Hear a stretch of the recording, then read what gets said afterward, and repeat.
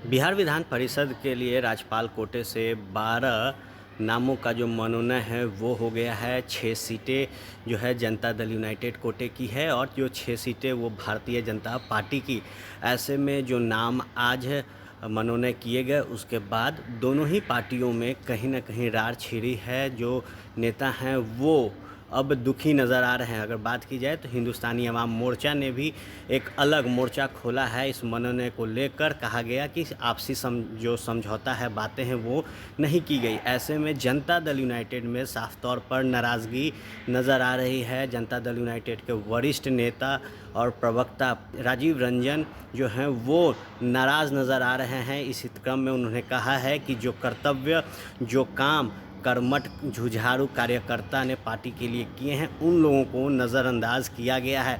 साफ तौर पर राजीव रंजन आहत नज़र आ रहे हैं। क्या कुछ कह रहे हैं राजीव रंजन इस मनोनयन को लेकर, पहले आप वो सुने।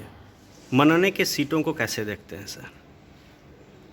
मनोनयन पूरी तरह से मुख्यमंत्री जी का विशेषाधिकार है। राज्य मंत्रिपरिषद ने उनको इसके लिए अधिकृत किया था, लेकिन एक प्रतिबद्ध कार्यकर्ता के हैसियत से मैं ये मानता हूँ कि निष्ठा, कर्तव्यपरायणता और योग्यता ये शब्द अब केवल शब्दकोश के लिए बने हैं। इन शब्दों का राजनीति में कोई औचित्य नहीं है, इसलिए कि सियासत को ये शब्द अब पसंद नहीं है।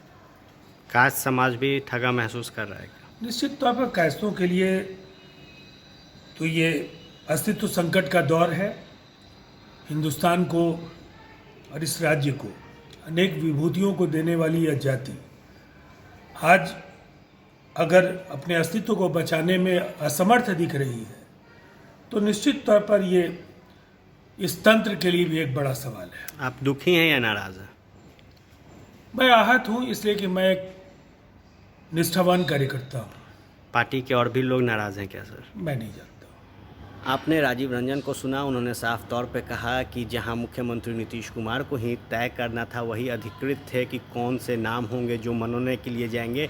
उसके बाद जो निर्णय आया उससे वो आहत है। इसके साथ ही उन्होंने कहा कि एक कार्यकर्ता के तौर पर जो काम उन्होंने पार्टी के लिए किया उसका फल उन्हें नहीं मिला। इसके साथ ही जब उनसे पूछा गया कि क्या काया समाज ठगा हुआ महसूस कर रहा है तो उन्होंने निश्चित तौर पर कहा कि हाँ, काया समाज ठगा हुआ महसूस कर रहा है, क्योंकि जिस तरीके का काम, जिस तरीके का बिहार के लिए काया समाजों ने काम किया है उसके प्रतिफल उस समाज को हक नहीं मिला और यही कारण है कि काया समाज भी नाराज़ है।